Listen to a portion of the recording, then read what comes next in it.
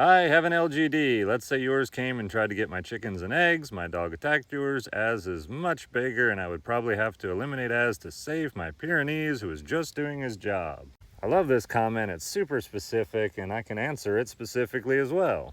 First, obviously, this question is hypothetical, and most of the time, livestock guardian dogs do not go to another property and just start killing livestock. That's just not what happens. It would be incredibly out of character for Az, who is used to being around ducks, to just start butchering a bunch of chickens. However, for the sake of the argument, let's say that's happening. So if Az was over there killing a bunch of chickens and your dog engaged it, yes, I think that Az would overpower just about any Great Pyrenees. You could try to break them up with verbal commands or possibly throwing things, but most likely you're not going to be successful, and you may as well not waste a lot of time at that. You absolutely have to eliminate the dog that is being the aggressor on your property. It's easy for me to look at this both ways. If there was a dog here on my property and I didn't think Az was going to be able to handle it, I would definitely eliminate it. So I would expect you to. And then obviously you'd have to reach out to me and be like, hey, your dog was doing this. I ended up having to get rid of it, and it injured my dog, and it eliminated some chickens. And what would I do?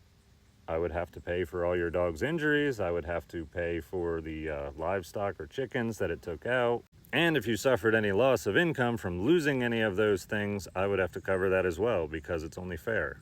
And throughout this whole process, I would be extremely upset, but I wouldn't take it out on you because you did what you had to do. I would be very upset that my dog had done all that. I would be very upset at the loss of my dog. But yeah, at the end of the day, I wouldn't harbor any ill will against you. Like, it wouldn't be fair. Now that the hypothetical's out of the way, there is a somewhat realistic possibility that if Az were to wander off to another property that had animals and another livestock dog, that your dog would be defending its territory, obviously, and hopefully stand up to Az and be like, get out of here. You know, they're doing the whole dog communication thing.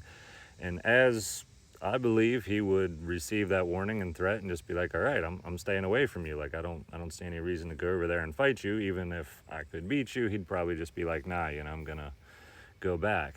And same if your Pyrenees randomly wandered and came over here, because Az would be defending his animals and he would be ridiculously vocal and, you know, act very intimidating, and your dog would probably be like, yeah, to hell with this, I'm out of here.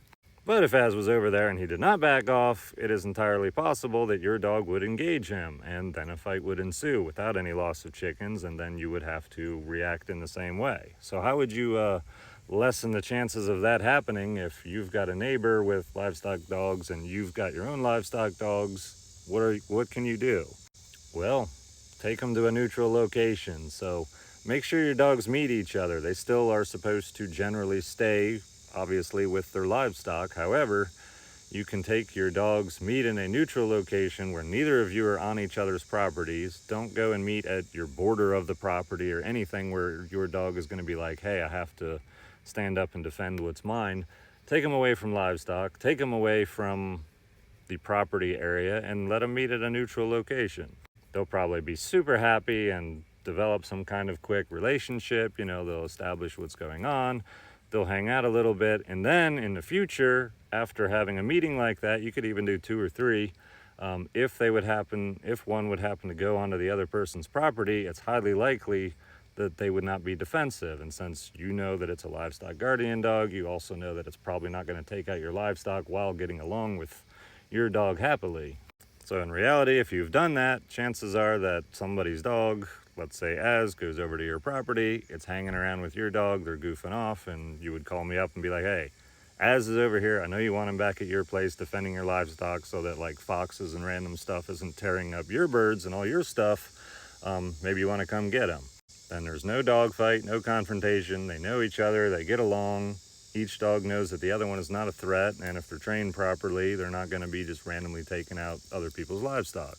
Now, of course, there are people out there that have untrained livestock guardian dogs and have no livestock, and sometimes that can be an issue, but typically not. Now, when you have dogs with a high prey drive that randomly bust out in the country, that can be an issue. There's some dogs around here that I know the owner even said, like, the reason we don't have any chickens is because our dogs would take them out. So dogs like that, I'm not going to allow Az to meet at a neutral location and get along with, because he needs to ward them off when they come over here. But with livestock guardian dogs that are trained well and actually interacted with and doing a job, chances are they're going to get along great if you have a first meeting. And along the same lines, rather than making another video, here's a similar comment about chickens and very valuable chickens. That first video I made was talking about how I would be upset if somebody eliminated ads for going over and getting rid of a couple chickens. Well, I wasn't referring to $2,000 chickens. Most people around here, probably no people around here, have anything like that. I'm talking about your run-of-the-mill $15, $25, whatever value you assign to a normal chicken. But yes, if you have chickens that are worth, altogether tens of thousands of dollars, and it's your livelihood and all that stuff, I would expect if there was a dog there starting to eliminate all that, you would eliminate the dog and try to prevent having serious losses, and that would be okay. That's just a really, in my opinion, a far out niche scenario. But I'm sure somewhere out there in the world there are $2,000 chickens. Most likely they are not just randomly roaming in the West Virginia woods like this, like I allow my ducks to do. You probably make sure you have the safest ways to keep them, and they're all like monitored closely and protected, and you probably have your own livestock dogs to help deter anything from happening. And again, Az isn't just going to randomly start eliminating chickens. It's just not in his training, nor is it really in his DNA. Anyway, thanks for the comments, guys. That was awesome and gave me an opportunity to talk a little bit more about livestock guardian dogs, which I absolutely love to do.